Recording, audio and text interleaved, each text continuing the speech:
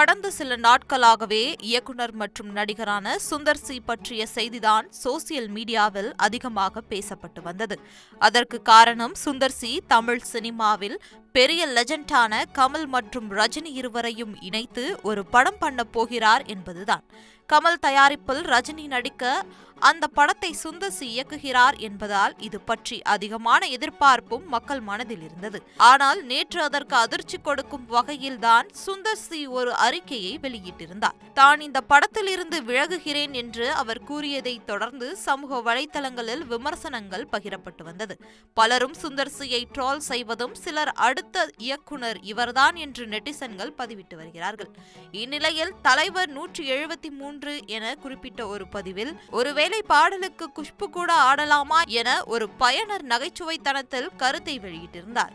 அந்த கருத்துக்கு பதிலளித்த நடிகை குஷ்பு சுந்தர், இல்லை, உங்கள் வீட்டிலிருந்தே யாராவது ஆட வைக்கலாம் என்று நினைத்தோ என்று கடுமையாக பதிலை பதிவு செய்திருந்தார்.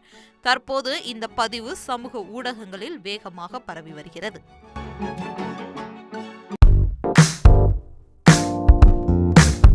கமல் தயாரிப்பில் ரஜினியை வைத்து இயக்கவிருந்த தலைவர் 173 படத்திலிருந்து இயக்குனர் சுந்தர் சி விலகியது விபத்தல்ல என பாடலாசிரியர் வைரமுத்து கூறியிருக்கிறார். ரஜினிகாந்த் நடிப்பில் கமல்ஹாசன் தயாரிக்கும் தலைவர் 173 படத்தை சுந்தர் சி இயக்குவதாக நவம்பர் 5ஆம் தேதி அறிவித்தனர்.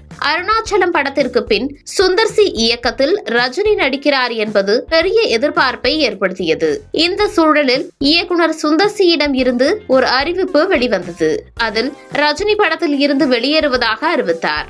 எதிர்பாராத மற்றும் தவிர்க்க முடியாத சூழ்நிலைகளால் மதிப்புமிக்க தலைவர் 173 இருந்து விலகும் கடினமான முடிவை எடுத்துள்ளேன். கடந்த சில நாட்களாக நாங்கள் பகிர்ந்து கொண்ட சிறப்பு தருணங்கள் எனக்கு என்றென்றும் போற்றப்படும்.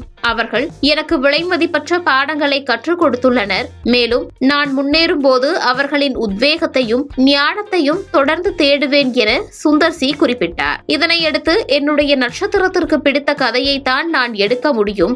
ரஜினிக்கு பிடிக்கும் வரை நாங்கள் கதையை கேட்டுக்கொண்டே இருப்போம். நல்ல கதை கிடைத்தவுடன் நிச்சயம் என்னுடைய தயாரிப்பில் ரஜினி நடிக்கும் படம் வெளியாகும் என கமல் தெரிவித்திருந்தார். தற்போது சுந்தர் சி விலகல் குறித்து வைரமுத்து பதிவொன்றை வெளியிட்டுள்ளார். அதில் சூப்பர் ஸ்டாரும் உலக நாயகனும் இந்திய கலையுலகின் இரு பெரும் ஆளுமைகள். அவர்கள் இணைந்து இயங்குவது என்பது அட்லாண்டிக்கும் பசிபிக்கும் ஆற தழுவிக்கொள்வது போன்றது. அவர்கள் தொட்டது துலங்கவே செய்யும். இயக்குனர் சுந்தர் சி விலகியது ஒரு விபத்தல்ல, திருப்பம்.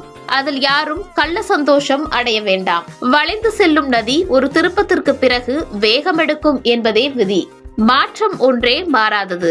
அண்ணாமலை படத்தில் வந்தேண்டா பால்காரன் பாடல் எழுதுகிற வரைக்கும் இயக்குனர் வசந்த் உடன் இருந்தார்.